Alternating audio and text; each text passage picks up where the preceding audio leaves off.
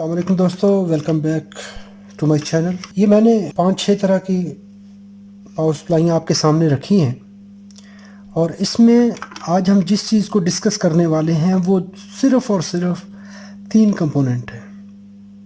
उन 3 को हम तफसील से देखेंगे, क्यों लगाए जाते हैं, उनका फंक्शन क्या है और उनको कैसे लगाया जाता है, कैसे कैलकुलेट किया जाता है। कंपोनेंट कौन से हैं? कैपेसिटर का पॉजिटिव टर्मिनल जब आप देखते हैं तो वो सीधा कहाँ पे जाता है? ट्रांसफार्मर की प्राइमरी पे जाता है। पॉजिटिव टर्मिनल ये हमारा ट्रांसफार्मर है तो एक वाइंडिंग पे चला गया और दूसरे एंड पे हमारी जो ड्राइवर आईसी है वो कनेक्ट होती है, जो ड्राइव देती है उसको। ये 2 पॉइंट, ये पॉजिटिव टर्मिनल आ गया, ग्राउंड आईसी को चला गया, आईसी ने स्विच करवा दिया इस वाइंडिंग पे। अच्छा, इसके पैरेलल में अभी यहाँ पर देखेंगे अगर आप यहाँ पर, तो इस जगह पे एक आपको डायोड नज़र आ रहा है, ये वाला। ये डायोड लग के कहाँ जा रहा है? ये देखिए, ये डायोड लग के यहाँ पर आया और इस जगह पे 2 कंपोनेंट लग गए। एक है ये कैपेसिटर और एक है ये रेजिस्टर। प्राइमरी का वो एंड जहाँ पे आईसी लगी हुई है, मॉसफेट या ट्रांजिस्टर लगा हुआ है, उस जगह पे एक डायोड, एक कैपेसिटर, एक रेजिस्टर। इस सप्लाई को साइड पे करें, इसको पकड़ लें। वही तरीकाकार, ये है हमारे कैपेसिटर का पॉजिटिव टर्मिनल, ये आ गया वाइंडिंग पे।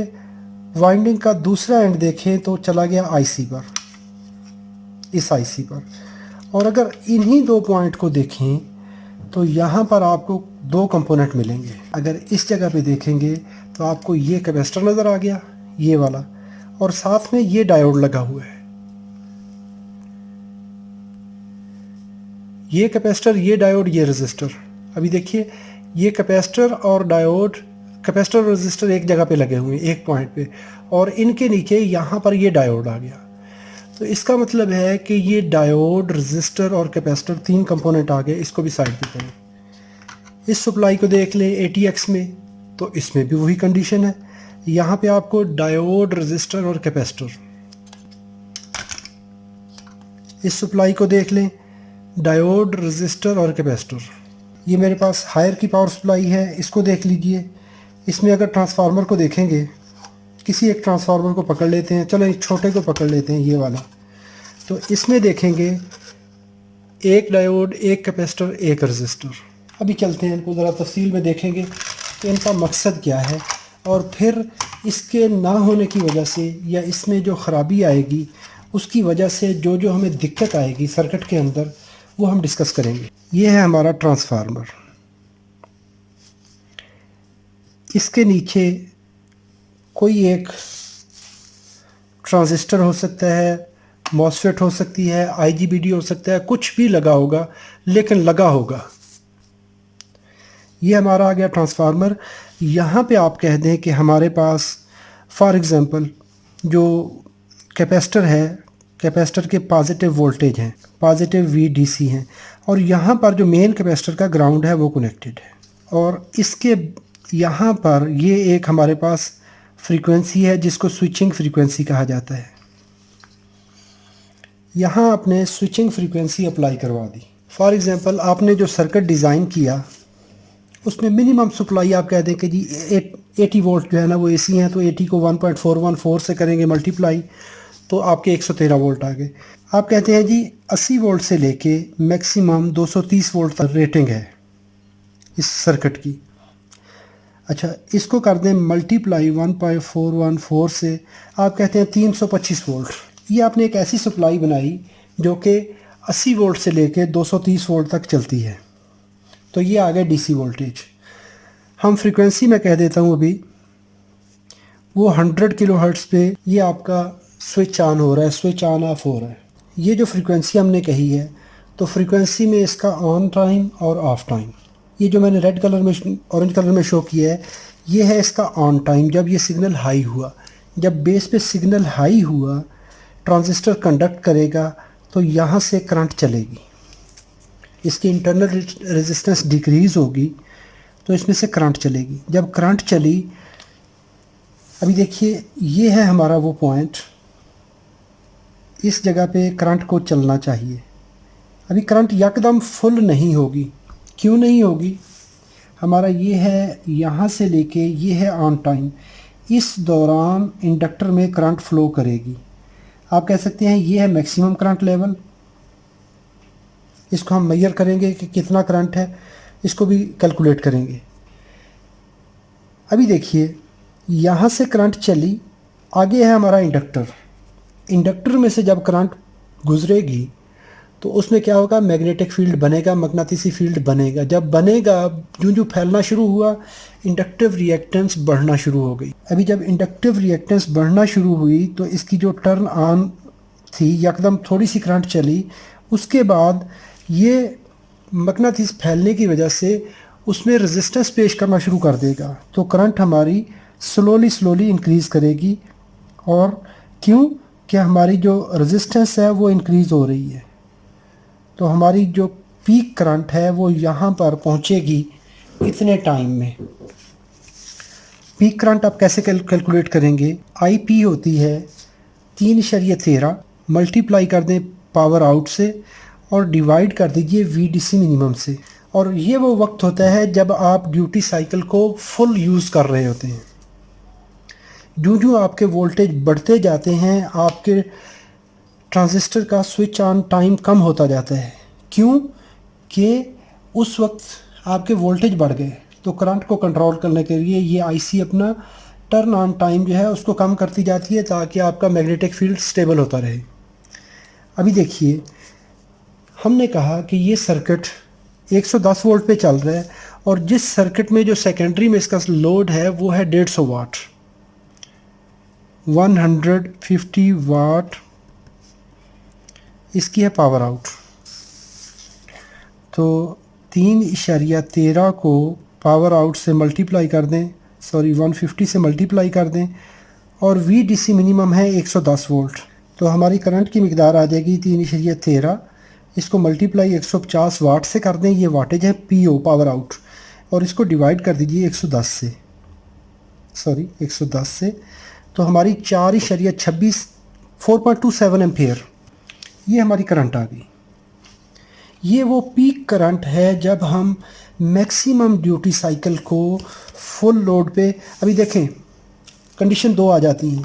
एक होता है जब भी आप कैलकुलेट करते हैं तो हमेशा कैलकुलेशन हमारी वर्स्ट केस सिनेरियो में होती है, सबसे बैड कंडीशन, सबसे बुरे हालात में कंडीशन हम कैलकुलेट करते हैं।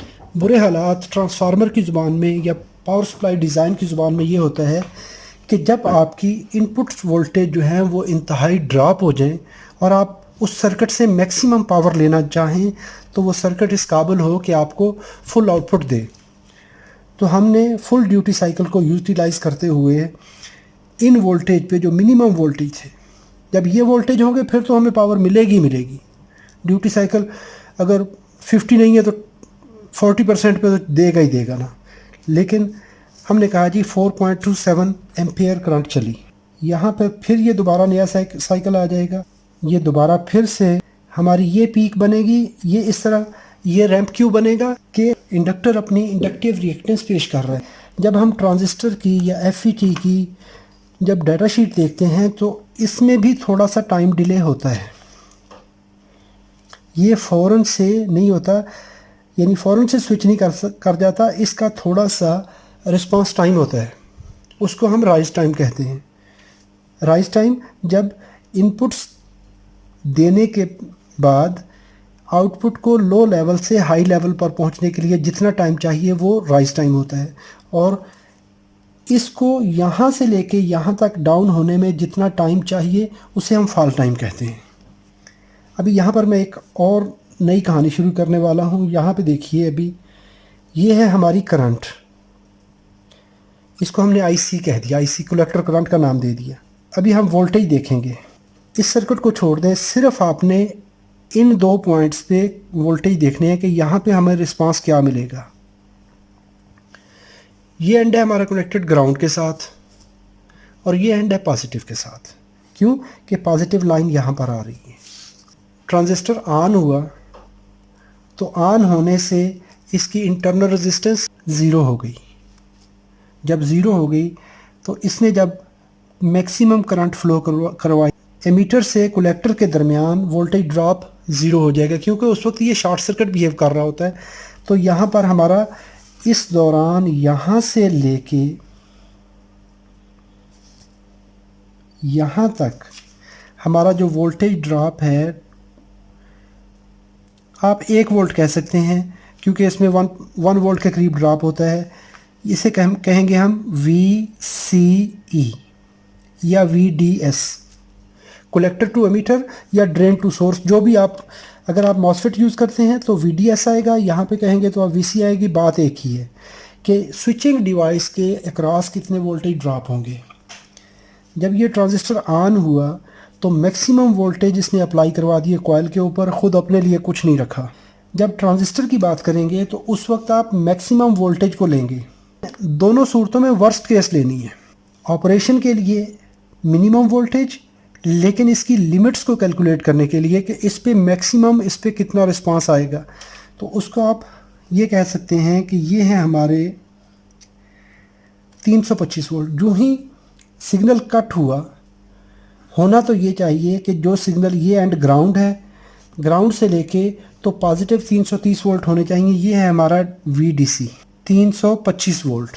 कैसे? अभी यहाँ पे देखिए दो कंडीशंस बन गई। एक है ये वाली कंडीशन, यहाँ पे जो हमारा ये ट्रांजिस्टर था, ये इसने as a short circuit behave किया, तो इसका मतलब है इस पे कोई वोल्टेज ड्रॉप नहीं है टी ऑन के दौरान। ये है हमारा टी ऑन। लेकिन जो ही टी ऑफ स्टार्ट हुआ तो इस पे वोल्टेज आ गए। कैसे? क्योंकि ये ओपन हो गया, लेकिन अभी वोल्टेज आए नहीं, इसके साथ कुछ और भी आया।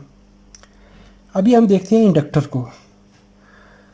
जब इंडक्टर में ये मैग्नेटिक फील्ड बनने के बाद जब हमने ड्राइव कट की, तो जो मैग्नेटिक फील्ड बना था पहले, ये यहाँ पर आप कह सकते हैं मैक्सिमम 325। अभी आप मैक्सिमम को देखेंगे, 325 वोल्ट आप कहते हैं मैक्सिमम है। लेकिन जब ये मैग्नेटिक फील्ड सिकुड़ेगा, पहले ये था, ये एंड पॉजिटिव था, ये एंड नेगेटिव था। अभी जब मैग्नेटिक फील्ड इसका कोलैप्स होगा, ये ट्रांजिस्टर आपका ओपन हो चुका, अभी यहाँ पर सिग्नल नहीं है। यहाँ पर जो आपका कैपेसिटर लगा हुआ है, पॉजिटिव नेगेटिव इस तरह से, सॉरी, कैपेसिटर का ये पॉजिटिव, इसको छोड़ दें, ऐसे कह दें, ये पॉजिटिव एंड है और ये नेगेटिव एंड है। तो ये एंड था पॉजिटिव, क्योंकि ये पॉजिटिव के साथ लगा हुआ है, ये एंड था नेगेटिव। लेकिन अब जब मगनातीसी फील्ड सिकुड़ेगा तो इसके जो वोल्टेज हैं वो क्या हो जाएंगे, रिवर्स पोलैरिटी में वोल्टेज जनरेट करता है। तो जब ये मैग्नेटिक फील्ड सिकुड़ने की वजह से ये एंड नेगेटिव हो जाएगा, ये एंड पॉजिटिव हो जाएगा। आप कैपेसिटर को एज अ बैटरी कंसीडर करें, ये पॉजिटिव टर्मिनल आ गया। अभी अगर देखें तो इस कॉइल को छोड़ दें, इस तरह देखें तो ये नेगेटिव टर्मिनल और ये पॉजिटिव टर्मिनल। अभी आपके दो सोर्स हो गए। तो इसको आप ऐसे करिए, ये एंड नेगेटिव, ये हमारा है कैपेसिटर के वोल्टेज, लेकिन अभी ये कॉइल के वोल्टेज नेगेटिव पॉजिटिव।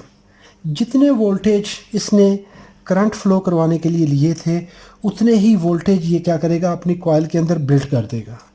और दोनों अपोजिट डायरेक्शन होने की वजह से ये वोल्टेज क्या होंगे, सीरीज़ में आ जाएंगे। जिस तरह हम बैटरी के दो सेल नेगेटिव को पॉजिटिव के साथ जोड़ते हैं, एक का नेगेटिव दूसरे के पॉजिटिव, दूसरे का नेगेटिव तीसरे का पॉजिटिव, तो वोल्टेज सीरीज़ में होते जाते हैं। तो 325 वोल्ट हमारे कैपेसिटर पे थे, 325 वोल्ट ये हो गए। तो इस जगह पे आपको कितना स्ट्रेस मिलेगा, 650 वोल्ट का हो जाएगा। इसने तो हमारे फ़ायदे के लिए काम किया था, स्विच करवाया था, यहाँ से करंट गुजारी थी, 325 वोल्ट उस वक्त थे।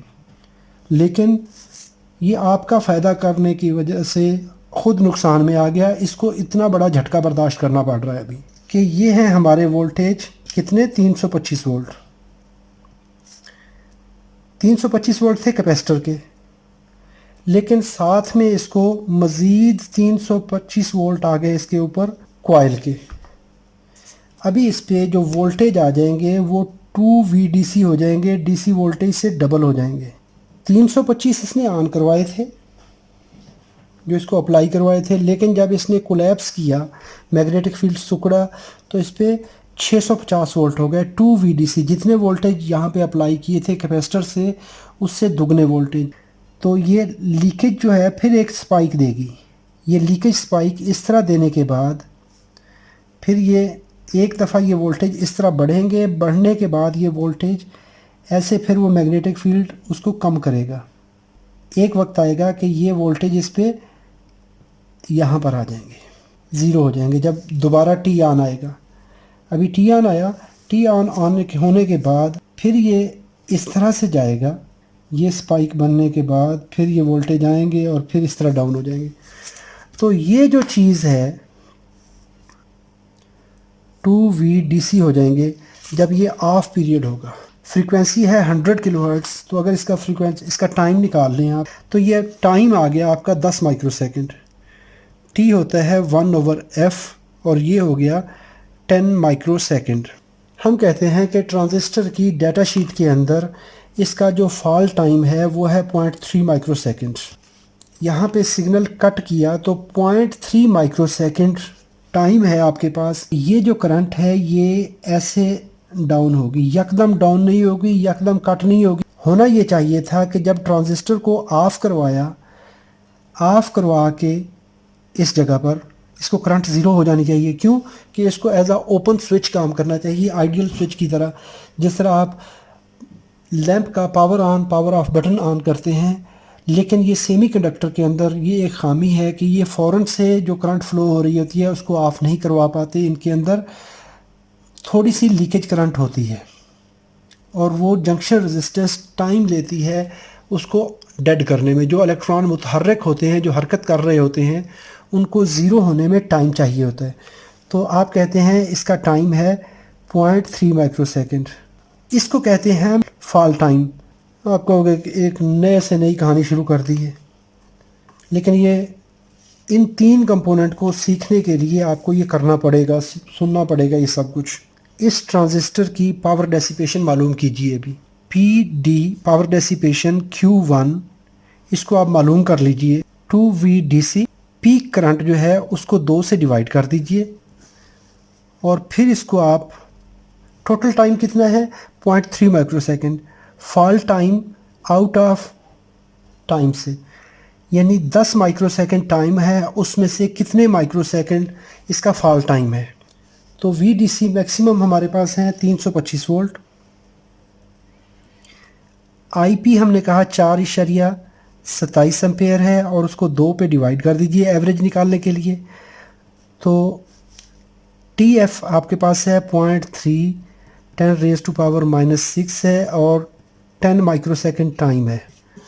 तो ये 41 वाट आ गई। इतनी वाट ये ट्रांजिस्टर पावर ड्रॉप करेगा, इतना हीट अप होगा।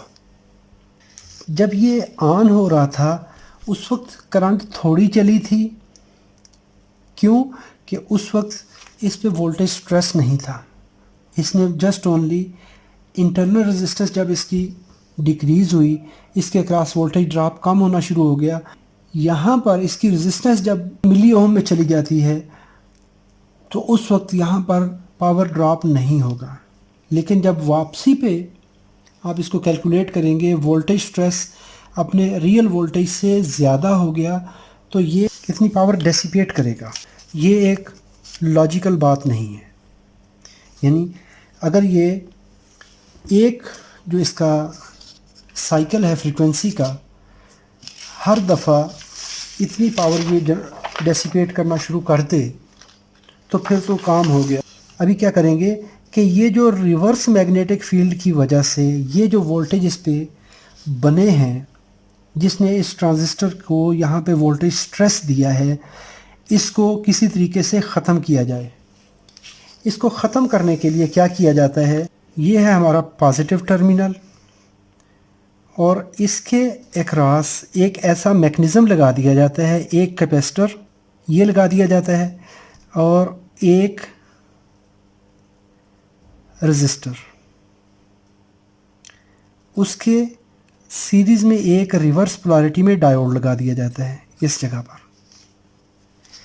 अभी क्या होगा, जब देखिए नॉर्मल कंडीशन में ये पॉजिटिव एंड है, ये रजिस्टर से गुजर के, तो ये डायोड हमारा रिवर्स बायस है। अगर ट्रांजिस्टर कंडक्ट कर रहा है, कंडक्ट करने की सूरत में ये नेगेटिव इसके एनोड पे अप्लाई होगा, तो ये डायोड रिवर्स बायस है। इसका मतलब ये सर्किट काम नहीं करेगा। जो ही ये ट्रांजिस्टर ऑफ हुआ, इसके ऑफ होने से जो वोल्टेज इसमें रिवर्स बने, पहले ये एंड पॉजिटिव था, ये एंड नेगेटिव था, लेकिन जो ही मैग्नेटिक फील्ड कोलैप्स होना शुरू हुआ तो ये एंड नेगेटिव हो जाएगा, ये एंड पॉजिटिव हो जाएगा, तो ये पॉजिटिव एंड पॉजिटिव वोल्टेज यहाँ से गुजरेंगे।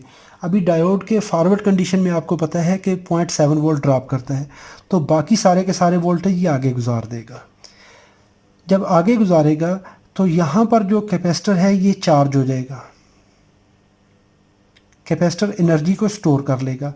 अभी जब एनर्जी स्टोर कर लेगा, जितना ये मैग्नेटिक फील्ड बना था ये सारे का सारा हम स्टोर करवा देंगे इसके अंदर, ताकि यहाँ पर इस ट्रांजिस्टर को इसकी वजह से पैदा होने वाला जो स्ट्रेस है वो ना मिले। कैसे कि वोल्टेज सारे के सारे ट्रांसफ़र करवाए इधर। अभी इस ट्रांजिस्टर को एक टाइम से लेके यहाँ तक 10 माइक्रोसेकंड का टाइम है, तो इसका मतलब हुआ इस कैपेसिटर के पास 10 माइक्रोसेकंड टाइम है। उस दौरान ये जो इसने एनर्जी स्टोर की थी इस रजिस्टर के क्रॉस ड्रॉप करवा देगा, इससे डिस्चार्ज करवा देगा। इसने कैपेसिटर को चार्ज करवाना है और इसने फिर रजिस्टर के थ्रू डिस्चार्ज हो जाना है। एक पाथ ये बना, डायोड में से करंट फ्लो हुई, कैपेसिटर को चार्ज करवाया, और नेक्स्ट साइकिल के आने तक अभी फिर जब इसने ऑन शुरू हो गया, जब ये ट्रांजिस्टर ऑन हुआ फिर ये एंड नेगेटिव हुआ, डायोड रिवर्स बायस हो गया। उस दौरान ये कैपेसिटर अपना काम शुरू कर देगा, इसको डिस्चार्ज करवाना शुरू कर देगा। अभी आती है बारी कि C1 आपने कैपेसिटर लेना है, कौन सा लेना है। ये आ गई PD पावर डेसिपेशन Q1 में। कब? जब इसके अक्रॉस कोई चीज़ नहीं है, यहाँ पे कोई स्नबर सर्किट नहीं है। स्नबर बेसिकली क्या होता है कि क्लैंप होता है, प्रोटेक्शन होती है कि आप एक लिमिट लगा देते हैं, उससे ऊपर का लेवल वो कट कर देगा। अभी हम लगाते हैं C1 को, सर्च करना है कि C1 की वैल्यू क्या होनी चाहिए। तो उसके लिए हमें पता है कि करंट कितनी है, IP2 एवरेज ले लेंगे पीक करंट का, और टाइम फॉल ले लेंगे, और 2VDC है 985 पिकोफैरेड, 10⁻⁻12 आ गया। तो ये हमारी कैपेसिटर की वैल्यू आ गई। R1 इसकी वैल्यू होती है टाइम ऑन मिनिमम, और इसका है 3C1। तो टाइम ऑन 3 माइक्रोसेकंड मैक्सिमम है, या आप कहते हैं 2 माइक्रोसेकंड है, चले 2 कह दें, 2 माइक्रोसेकंड है ऑन टाइम इसका, 10⁻⁻6, और इसको 3C1 तक कर दें, 3985 10⁻⁻12, 985 और इसको 10⁻⁻12 दे दीजिए। तो हमारी जो रजिस्टर की वैल्यू मालूम हुई वो 676, आप कह सकते हैं 677 ओहम आ गई। तो रजिस्टर की वैल्यू आ गई हमारी 677 ओहम। लेकिन अभी यहाँ पर आपको इसकी रजिस्टर की वैल्यू मालूम करनी है पावर की, कि इसकी पावर रेटिंग क्या होगी, क्योंकि जब भी रजिस्टर कैलकुलेट की जाती है तो वाटेज को हमेशा कैलकुलेट किया जाता है। PDR1 पावर डेसिपेशन R1 में 0.5C1 2VDC स्क्वायर, इस पे कैपेसिटर चार्ज होगा, और कितनी टाइम में ये कैपेसिटर डिस्चार्ज करेगा इस रजिस्टर के अंदर, वो है हमारा T। एक साइकिल से लेके दूसरे साइकिल के दरमियान जो टाइम है वो है T, 10⁻⁻6 से। तो ये हमारी 20.8 वाट आ गई। ये है हमारी रजिस्टर की पावर ड्रॉपेज। ये किस लिए ज़्यादा वाटेज है, क्योंकि हमने इससे 150 वाट का लोड किया है। और ये किससे ले रहे हैं हम, मैंने एक सिंगल ट्रांजिस्टर लगाया है जब आप सिंगल ट्रांजिस्टर लगाएंगे तो वहाँ पे इसकी वाटेज रेट ज़्यादा आ जाए। कितनी? 677 ओहम 20 वाट, ये है R1 की वैल्यू। जब आपने ये दो चीज़ें मालूम कर ली, जो आपके मैक्सिमम वोल्टेज हैं 325 वोल्ट हैं, इसको मल्टीप्लाई बाय 2 कर दें तो ये आ गए 650 वोल्ट। आप 700 वोल्ट का इससे अपर रेंज का डायोड लगा दीजिए। जब आपने ये RCD लगा दिया तो उस वक्त आपके ट्रांजिस्टर पर पावर डेसिपेशन Q1 में अभी कितनी रहेगी? IP/2 2VDC टाइम फॉल और 6T कर दें माइक्रो में लाने के लिए, तो 6.93 वाट। जब इस सर्किट पे हमने ये 3 कंपोनेंट नहीं लगाए थे उस वक्त ये मॉसफेट जो है हमारी ये 41 वाट पावर डेसिपेट कर रहेगी। अगर आपने ये 3 कंपोनेंट कैपेसिटर, रेजिस्टर, डायोड नहीं लगाए तो ये 41 वाट पावर डेसिपेट करेगी। अगर आपके सर्किट में, अभी आते हैं मकसद की बात की तरफ, ये सारा झंझल मैंने आपको समझाने की खातिर कि मुझे असल में मेरे एक व्यूअर हैं, मेरे एक दोस्त हैं, भाई हैं, मित्र, मेरे दोस्त मिस्टर सतिंदर सिंह हैं, दिल्ली से हैं, दिल्ली से। उन्होंने मुझे मैसेज किया कि सर जो हमारी पावर सप्लाई के अंदर मॉसफेट है वो हीट अप हो रही है, थोड़ी देर चलने के बाद वो क्या होती है, डैमेज हो जाती है। अभी देख लीजिए कि ये मैंने, अच्छा इसमें एक और चीज़ देख लें कि ये जो इतनी बड़ी वाटेज आई है वो क्यों आई है, मैंने आपको समझाने के लिए। हालांकि ये लॉजिक नहीं है कि 150 वाट आप एक इससे ले रहे होते हैं फ्लाई बैक से या फॉरवर्ड कन्वर्टर से, उसके लिए आपको टोपोलॉजी चेंज करनी पड़ती है। इससे आप मैक्सिमम 15-18 वाट ले लेते हैं, लेकिन मैंने आपको समझाने के लिए ये वाटेज ज़्यादा रखे हैं।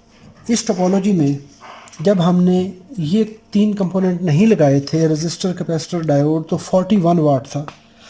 जब ये 3 कंपोनेंट हम लगा देंगे तो जो रिवर्स मैग्नेटिक फील्ड कोलैप्स होने की वजह से जो हमारे एक्सेसिव वोल्टेज बन रहे थे, जिसको वोल्टेज स्ट्रेस कहा जाता है, वो जो इस जगह पे आएंगे, जो इस जगह पे कलेक्टर से एमीटर के दरमियान ड्रॉप होंगे, उनको हमने क्लिप ऑफ कर दिया। क्लिप ऑफ करने से हमने 20 वाट पावर डिसिपेट करा दी। हमने इस पावर को, जो कि यूज़लेस पावर सप्लाई के अंदर जब हम इसको यूज़फुल बनाते हैं तो कुछ चीज़ें हमें बर्दाश्त करना पड़ती हैं, तो ये पावर हम इसको ना चाहते हुए ज़ाय कर रहे हैं। ये कैपेसिटर का पॉजिटिव एंड, ये negative and, negative and connected है आपका इस जगह पर।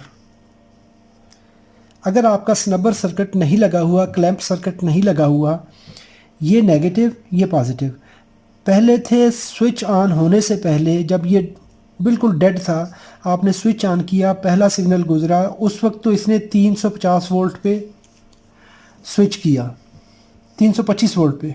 ये हैं 325 वोल्ट पहले वाले जो हमारे VDC हैं, ये वाले 325 पे स्विच किया, ये करंट चली, मैग्नेटिक फील्ड बना, मैग्नेटिक फील्ड बना, स्विच ऑफ हो गया, तो इसमें 0.3 माइक्रोसेकंड के लिए फॉल टाइम आया, उसमें उसने पावर डेसिपेट की। अगर स्नबर नहीं है, आपका ये सर्किट नहीं लगा हुआ, तो ये वोल्टेज डबल हो जाएंगे, ये रिवर्स वोल्टेज आ गए। सो 325 325 650 वोल्ट हो गए। अगर आपने इस कॉइल को डिस्चार्ज नहीं किया, अभी पहले इसने 325 पे स्विच किया था, तो अभी तो मारा गया ये गरीब का बच्चा। अभी तो जनाब ये 650 वोल्ट पे स्विच करवाएगा। जब 650 पे स्विच करवाएगा, पहले यहाँ पर पावर डेसिपेशन थोड़ी होनी थी, अभी इसको यहाँ पर भी ज़्यादा करनी पड़ेगी, ऑन के वक्त भी और ऑफ के वक्त भी। रिजल्टेंट क्या होगा, ये थोड़ी देर बाद ये मॉसफेट डेड हो जाएगा, शॉर्ट हो जाएगा। और यही प्रॉब्लम होता है कि किसी वक्त हमारी जो मॉसफेट हैं वो इतनी बुरे तरीके से उड़ती हैं, ये आईसीज़ हमारी इतने बुरे तरीके से डैमेज होती हैं। उसका बेसिक रीज़न, सबसे बड़े असबाब में से जो एक रीज़न ये भी है कि आपका ये प्रोटेक्शन सर्किट जो है वो उड़ जाता है। इसमें क्या हुआ कि ये कैपेसिटर आपका डैमेज हो गया, आपका डायोड ओपन हो गया, डायोड ओपन हुआ, इसने इन वोल्टेज को वापसी गुजरने की इजाज़त नहीं दी। ये कैपेसिटर शार्ट हो गया, इसने शार्ट होकर इस डायोड को शार्ट करवा दिया। जब ये शार्ट होगा, इस वक्त ट्रांजिस्टर को एक और शार्ट होने का रास्ता मिल जाएगा। फिर ये, क्योंकि यहाँ पर तो इंडक्टिव रिएक्टेंस आएगी, ये कैपेसिटर शार्ट है, इसने डायोड को शार्ट करवाया, सीधा काम हो गया जी, सीधा पॉजिटिव सप्लाई यहाँ से गुजरी, ट्रांजिस्टर डैमेज हो गया। अगर यहाँ पे मॉसफेट आईसी लगी हुई है, एसएमपीएस या मॉसफेट आईसी है या मॉसफेट है, वो डैमेज हो जाए। हमें इन चीज़ों में जब भी हमारे पास इसको स्विच करवाने का वक्त आएगा, इसके अंदर अगर पहले से चार्ज मौजूद है, हमने इस वाइंडिंग को ज़ीरो नहीं किया, तो ये डैमेज होगा, हीट अप होगा। तो इसको हीट अप होने से बचाने के लिए आपको ये चीज़ें क्लियर करना पड़ेंगी। ये तो है, मैंने बहुत बड़ी रजिस्टर की वैल्यू कैलकुलेट कर ली है। एक्चुअल ये अगर 15 वाट पे कैलकुलेट करेंगे तो इसकी करंट भी कम हो जाएगी, इसकी ये वाटेज भी कम हो जाएगी। तो यहाँ पर आपको ये रजिस्टर भी 1, 2, 3 वाट आएगी। तो दोस्तों, उम्मीद करता हूँ ये वीडियो आपके लिए मालूमाती है। अभी ये मैं टेम्पलेट आपको मैंने दे दिया, ये तरीका मैंने आपको समझा दिया है। आप किसी भी सर्किट के लिए स्नबर सर्किट खुद से डिज़ाइन कर सकते हैं। अगर आपकी मॉसफेट बार बार उड़ रही है, हीट अप हो रही है, तो उसमें से एक सबब ये भी हो सकता है। अपना ढेर सारा ख्याल रखिएगा, अपनी दुआओं में याद रखिएगा। कोई सवाल हो लाजमी पूछिएगा। अपना बहुत सारा ख्याल रखिएगा। अल्लाह रब्बुल इज़्ज़त आप सबको अपनी हिफ्ज़ व अमान में रखे। अस्सलामु अलैकुम व रहमतुल्लाहि व बरकातहू।